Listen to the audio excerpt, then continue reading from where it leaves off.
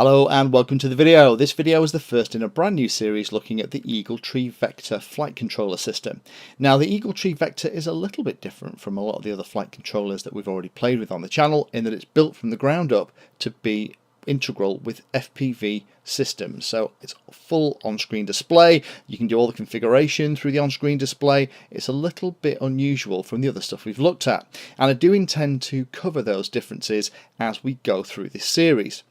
Now the manual that actually comes with this thing that's available from the EagleTree website is absolutely fantastic, but I appreciate for some pilots looking and reading a manual like that is not the way that they learn how to put these things together. So what my intention is over the next 6 to 8 videos is to go through the manual step by step and follow it along and actually put this system together so that we can get it all working, and also go through some of the tips and tricks as well to make sure that you don't have any hiccups as you're putting yours together. The other reason to put this together as well is for those pilots who've asked me to look at the Vector series. So people like Kevin, people like the 3 Batfink, and also Jamble7K are just a couple of subscribers who've been asking about the Vector. So we're including it on the channel here because so many people have asked about it. I also need to give a very big thank you to the team at EagleTree themselves who actually sent me the kit so that we can do this series. We've pretty much got one of everything here, so we'll be able to show how to put all this stuff together and how you get it all working beautifully. So before we go and start the series properly, it's worthwhile me covering some of the unique points about this flight controller compared to some of the others that we've already looked at on the channel. The first thing about this system is that it is very easy to set up.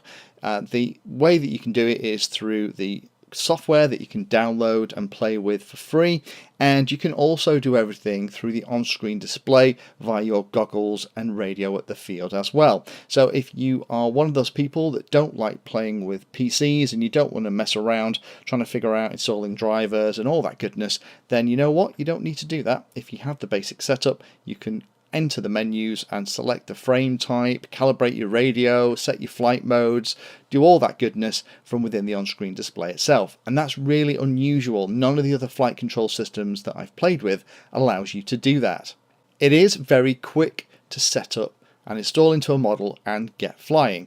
As with all flight controllers, you then have to spend a bit of time making sure that it is flying exactly as you want, but the basic configuration settings seem to be able to support a very wide range of vehicles. In fact, recently another YouTube channel created a huge quadcopter, about a 6-foot diameter quadcopter, and the only flight controller that would actually fly that big thing was an EagleTree Vector. So it is a very forgiving flight controller. So for those of you that are a little bit wary of spending hours and hours PID tuning and messing around, although that functionality is absolutely here as part of the Vector, you don't have to go through all that process in order to get into the air and have a reasonable flying craft. As I've already said, it is built from the ground up for FPV flying, so it is a little bit unusual from all the others that we've seen. It's designed so that you can have a different voltage for the camera, different voltage for the video transmitter. The on-screen display is a vector-based on-screen display. The only other vector-based on-screen display that we've looked at on the channel has been the one from the Brain FPV series, but the EagleTree Vector series is also a little bit interesting. It is a colour based on-screen display as well. Now that might not sound like a particularly big deal, but as human beings we get an awful lot of information from colour, and it allows you to have several things happening in one place.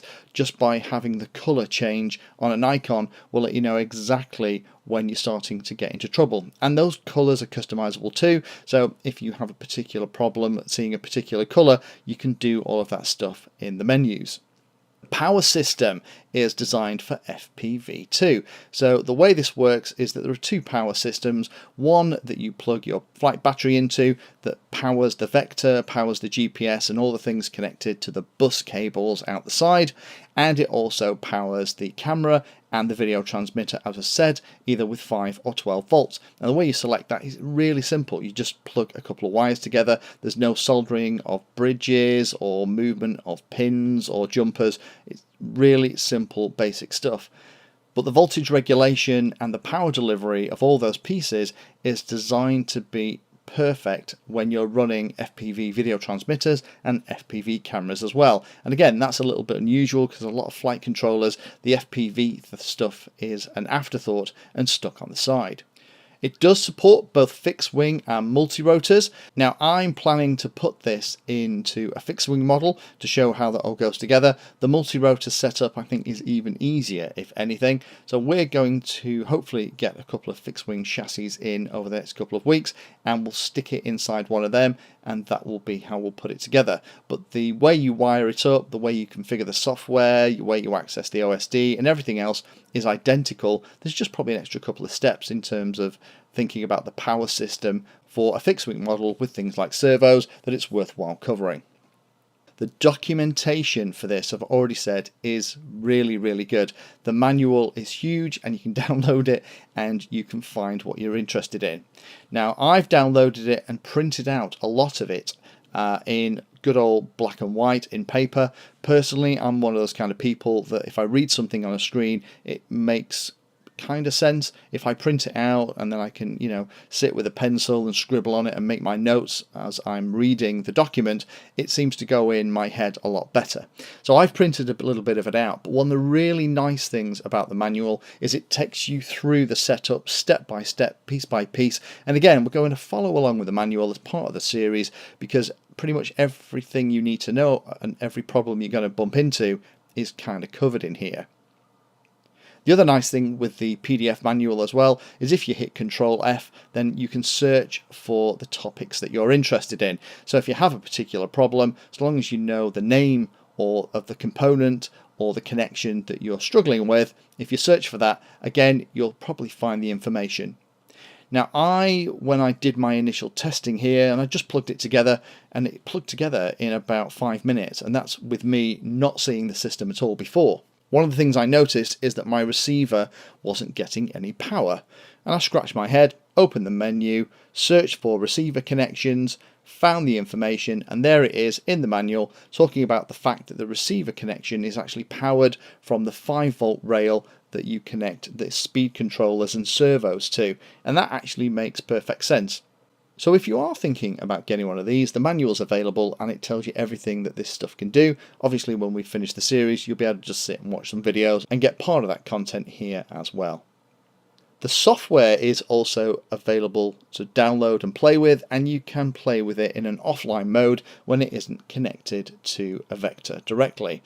Now this is a little bit unusual as well, because most of the other flight control softwares that I've played with will only let you access the menus and mess around and have a look how everything's laid out if you have a flight controller actively plugged in, powered up and working. I do love the fact that you can download the GUI interface and play about with it basically without your vector. So if you're looking to buy one of these or you've got one on order, while you're waiting for it to arrive, you can follow along with the videos, you can follow along with the manual, and you can use and install the software onto your PC. The installation took about 30 seconds here, and it's ready for me to start the series. There is extensive logging and support for troubleshooting in the system as well. Now lots of flight controllers that we've looked at do logging automatically, so things like the APMs and the Pixhawk do it too. But I've spoken to EagleTree, and when you go back to EagleTree, the vector is made by EagleTree. Because of that, it means that if you have a problem or you're struggling, those guys will offer support, and occasionally they'll ask for the log files. If you can send them the log file of the flight you were having a problem with, they'll let you know what the issue is. And it could be something like excessive vibration inside a fixed wing model causing problems with accelerometers, but they'll be able to see that in the log files and help you troubleshoot it. Last thing to talk about are the excellent GPS flight modes and mission flying 2. This flight controller is going to give us basic stabilization, auto level, it's going to give us altitude hold, it's going to give us 2D and 3D flight modes. With the GPS in here as well, it's going to give us GPS loiter with both multi-rotors and planes, it's going to give us GPS return to home, and as I said, basic mission flying as well. So this is quite a capable little flight controller and offers a lot of the same functionality as something like a Pixhawk or APM, but with the added benefit of being completely integrated into the FPV system. So join me for the next video where we'll actually have a look at how I've plugged all this together and how you get it all working. We'll connect it up to the computer, show you where to download the software from, and we'll also have a go at updating the firmware, ready to then go on to the next part where we'll look at how you put it inside a plane. So please put your comments down below if there's anything particular you want me to cover as part of the series, and I'll try and make sure that we answer those questions, queries and comments as we go through the rest of the videos. Thank you for taking the time to watch that video, and particularly for watching right to the very end. We try and release a video on Tuesday and Friday, and sometimes we'll release 1 or 2 extra ones in a week as well. All of the videos on the channel are organised into easy to use playlists, so do have a look in there, because if you're interested in a subject, we organise all the videos on that subject so you can find them easily all together in one place. If you like what we're doing, then please like and subscribe and tell others about the channel so they can come and join as well. We're available in all of the usual social media places, particularly in places like Instagram, Twitter, and we also share all of our 3D designs on Thingiverse.